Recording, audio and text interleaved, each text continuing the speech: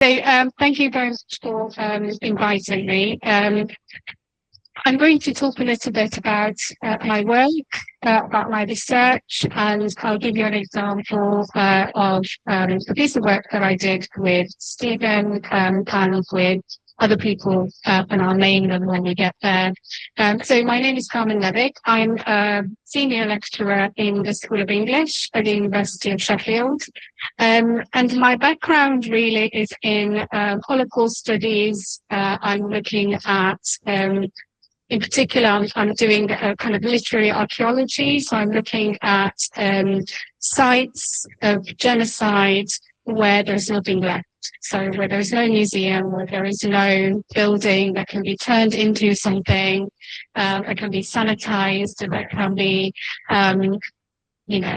allowed tourists to kind of come in. So I'm looking at how we can reconstruct those sites based on memoirs or works of semi-English biographical fiction written by people who survived these genocides. So that means that my main interest is in buildings, but really buildings that are not there anymore. So kind of, I'm interested in absence rather than presence. And this project came out of that interest that I'm going to talk about today. I'm going to say a few words about the kind of the theory that informs my work. I know that many of you know much more about it than I do, especially practically. But I just wanted to let you know kind of where I'm coming and what kind of theories inform my research. So I'm looking at living heritage. So I'm looking at the way in which we can turn any heritage into something that's living, that's there for people to use. So I'm very keen on the idea of accessibility, but also liveness. So this is my background in theatre.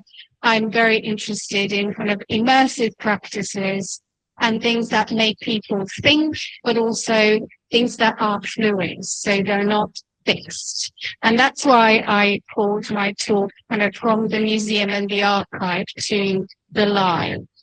And that doesn't mean being in a museum. It doesn't mean that museums are dead. Although, you know, there are scholars there who kind of talk about the death of the museum. What it means is that I'm looking at heritage that can't be put in a box.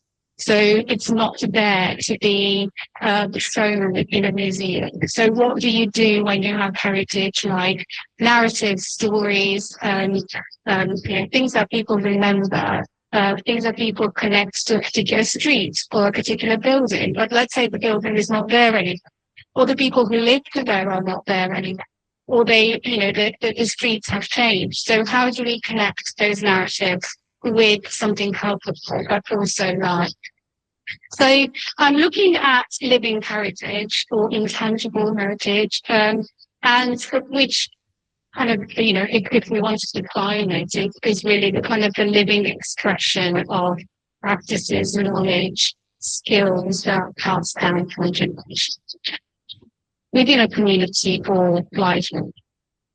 And unlike monuments or museums, artifacts, it's very hard to pinpoint these heritages. So they only exist if people talk about it. They don't exist when they die if people stop drinking about them. And in a way, because I'm interested in this, I mainly look at marginalized communities. So communities who are not in the mainstream, who are not talked about very often. And I'm looking at their narratives and how can we introduce those narratives in a cohesive way in the mainstream. So how can we make this kind of tangible heritage alive through digital practices? This is what I'm looking at. So how can projects that I'm looking at, how can we turn something that is a narrative but also something that is connected to a building. So it can be a tangible thing, but it's there without a context. So it just exists. How can we connect these narratives, these ideas, this knowledge with the building? And I found out that the most accessible form, I'm sure there are many others, but the most accessible form that I found is digital technology. And there are various ways in which digital technology can help with making things live. And I just added some examples of what I noticed in my research of what people do to ensure that life is present in heritage practice. And it really depends on the money. It depends on how much money they have. So some people work with immersive translation. And immersive translation is amazing if it's done really well. If it's not done well, or if it's done on a shoestring, it's really well. So I would say it's best, not to do it if you don't have the money for it. But it's using VR, so VR or AR, augmented reality, or motion capture to kind of recreate stories, recreate spaces, or include elements of narratives within a space. And as it is very impressive and it's done really well, but it is very expensive. Another way of dealing with or engaging with technology is oral history and languages of revitalization, where what projects do is try to keep things alive. And it works especially well with language. So it works really well in Wales, for example. There are many projects in Wales that kind of are focusing on the Welsh language and how to bring the Welsh language into a kind of aliveness, especially for young people. And what they are doing, there are various ways of engaging with technology that is really focusing on that. Other examples, and I put some links there that you can kind of look at. I can share these slides afterwards. So there's other examples like community inventories or digital crowdsourcing, which are part of what Stephen and I are doing, really. So, for example, open source mapping.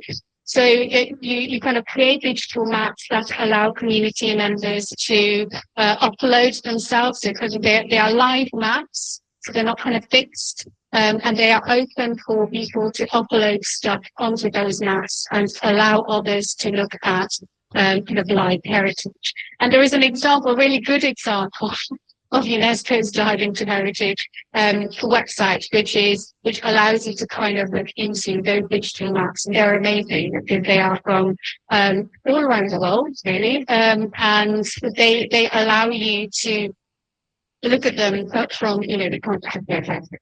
And in a way, that kind of bothers me a little bit, because often these digital packages are really enjoyed. So just sitting on your sofa and sit in your chair and enjoy your computer.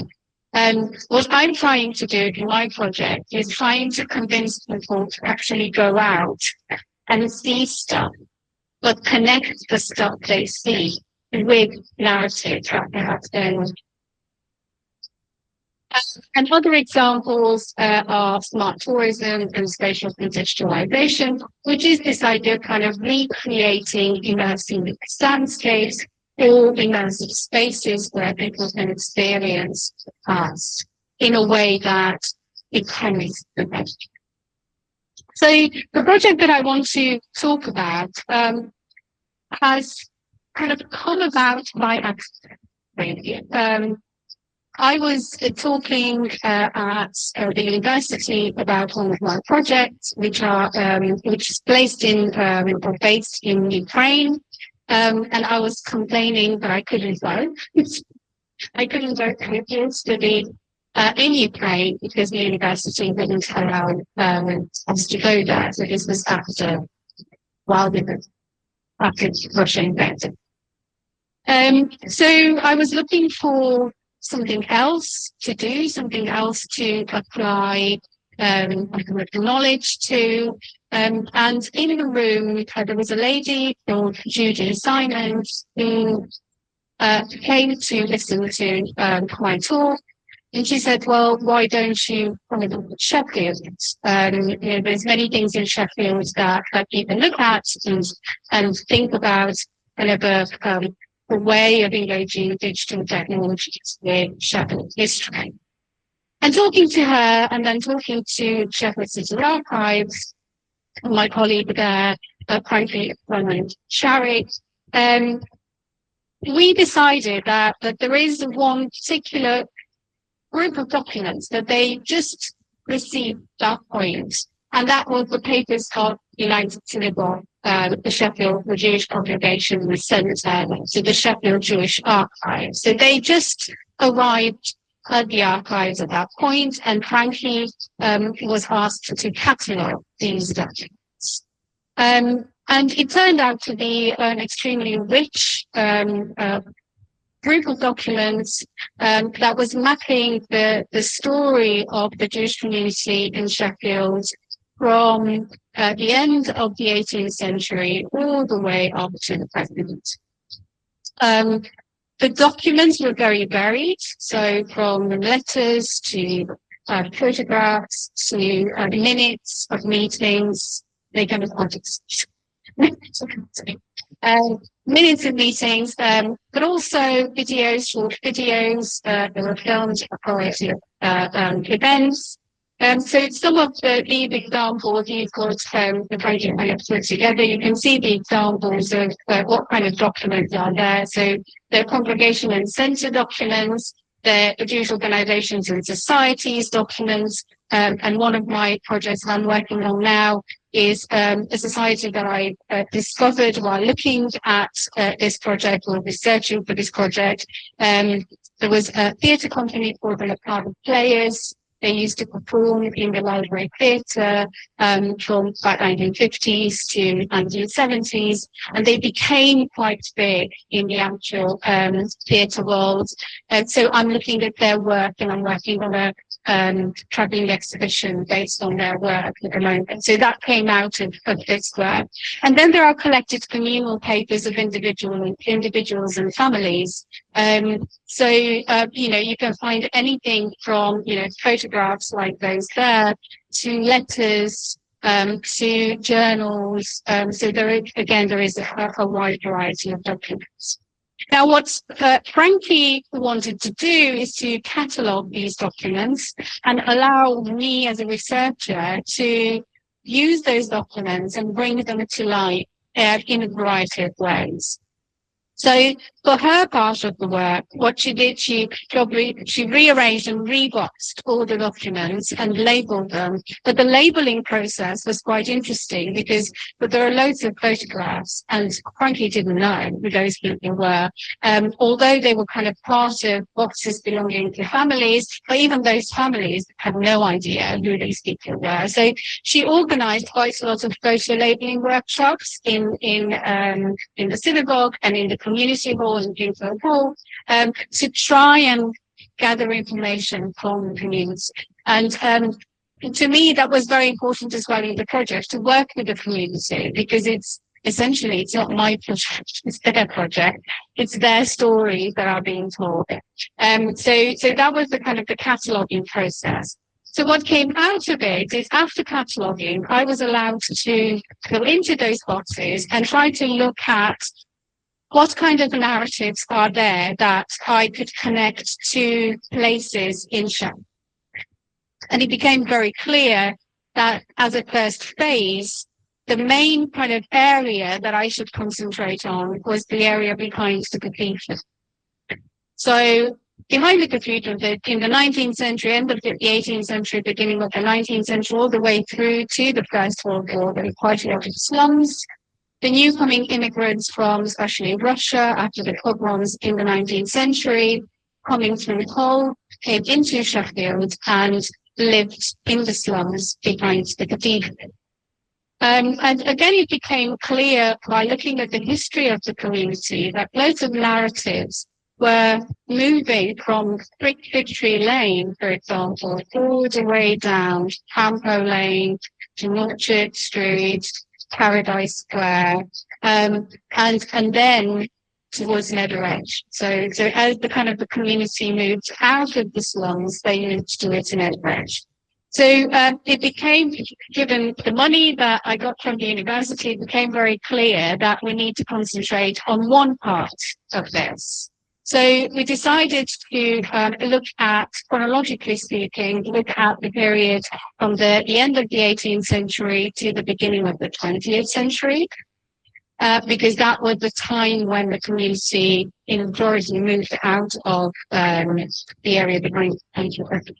And also to look at that space, so kind of start from Victory Lane and go towards kind of the Nether West Bath, go that way. And what came out of it, two things: the app that Stephen created, put together as a digital platform, but also a website that contains all the elements of the app. So the app is a walking app. I was quite keen of creating an app that is not just a map, that it's not just kind of sent from A to B, because loads of walking apps that I looked at, especially in Central and Eastern Europe, are like that. So they kind of send you to A, B, C, and D, and you get there, and then there you can look at, it's a museum, so you can look at it. Because here, the buildings are not there. Well, some of them are, but they can't really recognize them as buildings connected to community. The slums are not there. So it was very hard to recreate that atmosphere that existed at the back of the cathedral at that time. So we thought of combining the street names were there. So the street names were exactly the same, but what wasn't there was the buildings. So I looked at the Ordnance Survey, and this is one of the from 1890.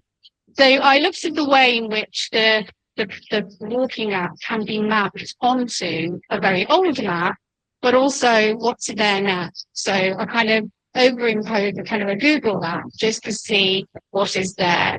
So starting from kind of Victory Lane and kind of going to St. Peter's Close, then Norchurch Street, and kind of going towards Paradise Square, which became, especially at the end of the 19th century, a really central point for the community. That's where the school was. You can still see kind of people writing to the school. But also it was a space where the community was engaged with by British society at large. And it was the time when the Conservative Party, the end of the 19th century, really wanted Jewish support for votes. So they organized loads of really big events in Paradise Square where they invited the community, and there is a lot of that in the newspapers of the time. So this is what the app looks like. I know that the agenda said that we're writing a walk, but I'm not in a walk today, unfortunately. However, what I'd like you to do, if you want to, is to download the app and do the walk in your own time. Or if you really are interested in doing it as a guided look, I'm very happy to come back when my virus is going away. But it's up to you if you want a guided walk as well. But if you download the app, then you get kind of little nuggets of narrative, songs that would have been listened to or sung at that time.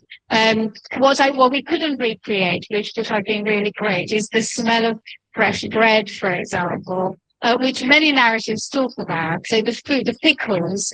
Many of the children who went to the school are talking about, so they were interviewed in the 1970s, and they all talk about the pickles, the smell of the pickles, if they were going to school, kind of buying pickles. But they also talk about, boys, Sheffield boys waiting for them coming out of the school and throwing bricks at them. So there is a lot of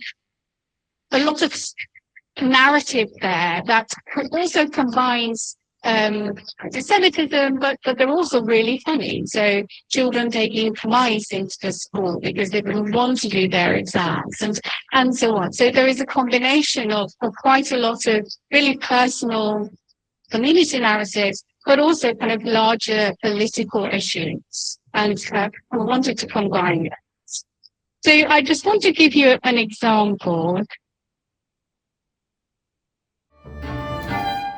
The Industrial Revolution brought major changes to Sheffield, with the city becoming a major manufacturing centre for a variety of goods, including steel, cutlery and textiles. During the 19th century, Sheffield's population exploded as workers flocked to the city to take advantage of the booming manufacturing industry.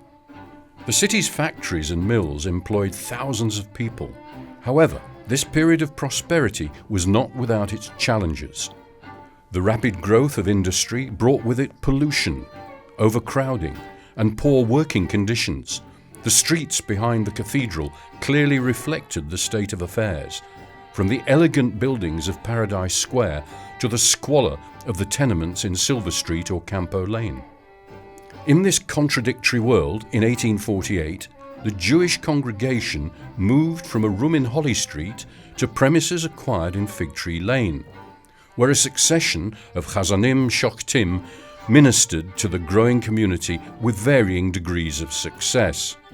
Writing in the Jewish Monthly, Dr. Cecil Roth, whose mother's family was from Sheffield, and whose The Rise of Provincial Jewry gave one of the first definitive accounts of the community's heritage, declared, "Anglo Jewry of the 19th century was the ideal Jewish community of the Emancipation period. Ideal, perhaps, in comparison with other communities, but far from ideal in the absolute. In 1850, the shochet was suspended on half pay by the chief rabbi for errors. He was later fined 2 shillings and sixpence for entering and drinking in a public house. Another official was fined for inefficient porging and was later sacked because of his drinking habits." So you can see the kind of the story. I think also what we're very keen on doing is to not to separate the narratives of the community from the larger story of Sheffield, but actually to include those narratives within what was happening in Sheffield at that time. You can see here some examples of some images that I found in the archives from Paradise Square. So the two at the bottom are from the school, and the top is an old drawing of Paradise Square. And then the one on the right is the big conservative event that took place in the 19th century, the end of the 19th century. Where the kind of the community that lived around there was invited to vote for the Conservatives. And just to kind of give you an example of the music.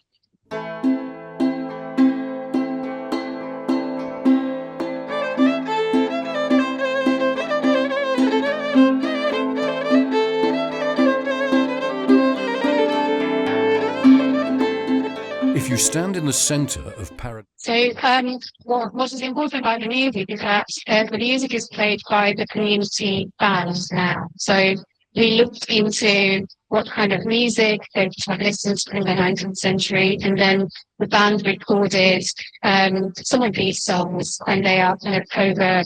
So when you listen to the narrative, kind of this was the song as well. So we tried to make it kind of immersive as possible. As I don't know. So what I want to kind of end with before we kind of ask questions is a small video that the university created based on the app. There's a lot of me in there, but hopefully you can kind of see the sites as well, because the important thing is the sites.